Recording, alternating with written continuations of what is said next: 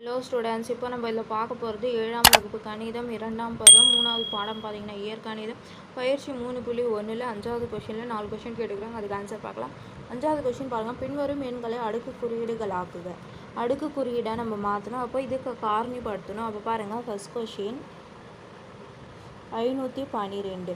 அப்போது 512 பாருங்கள், காரணிப்படுத்திங்கன்னா 2ஆல் 2 2 4 மீதி 1னா 11, 2 10 மறுபடியும் 1 6 2 12 மறுபடியும் 2ஆல் பண்ணிங்கன்னா 1 2 2 2 2 4 மீதி 1னா 8 2 16 மறுபடியும் 2ஆல் பண்ணிங்கன்னா 6 2 12 4 2 8 மறுபடியும் 2ஆல் பண்ணிங்கன்னா 3 2 6 2 2 4 மறுபடியும் 2ஆல் பண்ணிங்கன்னா 1 2 2 6 2 12 மறுபடியும் 2ஆல் பண்ணிங்கன்னா 8 16 மறுபடியும் 2ஆல் பண்ணிங்கன்னா 4 2 8 மறுபடியும் 2ஆல் பண்ணிங்கன்னா 2.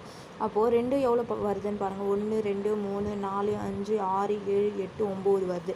அப்போது 2 பெருக்கல் 2 பெருக்கல் 2 பெருக்கல் 2 பெருக்கல் 2 பெருக்கல் 2 பெருக்கல் 2 பெருக்கல் 2 பெருக்கல் 2 அப்போ எவ்வளோ வருது? 9 வருதுங்களா? அப்போது இது 2 அடுக்கு 9 வரும். அடுத்தது 2வது கொஷின் 343.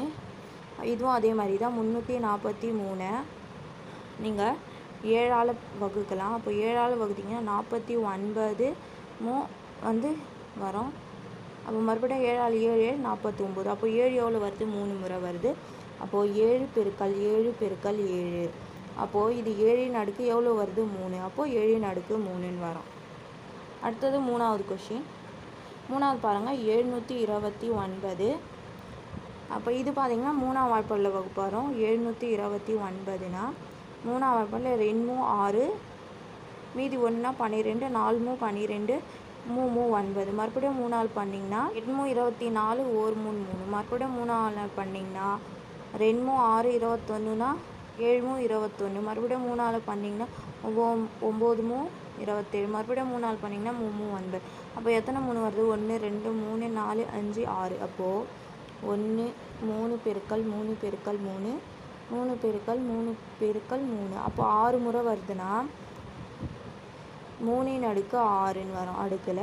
அதுக்கப்புறம் 4வது கொஷின் பாருங்கள். 3125 இஸ் ஈக்குவல்.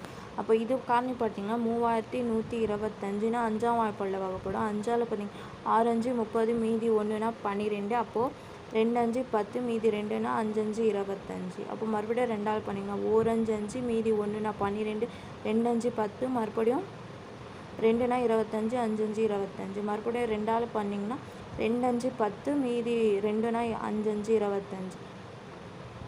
5ஆல் தானே பண்ணுறோம் எல்லாமே. மறுபடியும் 5ஆல் பண்ணிங்கன்னா 5 5 25. அப்போ எத்தனை 5 வருது? 1 2 3 4 5. அப்போது 5 பெருக்கல் 5 பெருக்கல் 5 பெருக்கல் 5 பெருக்கல் 5 அப்போ 5 அடுக்கு 5ன்னு வருது. புரிஞ்சுதுங்களா? அவ்வளோதான். எல்லாமே அடுக்குக்குறியாக நம்ம மாற்றிட்டோமா? அவ்வளோதான் 5ஆவதுக்கு ஆன்சர்.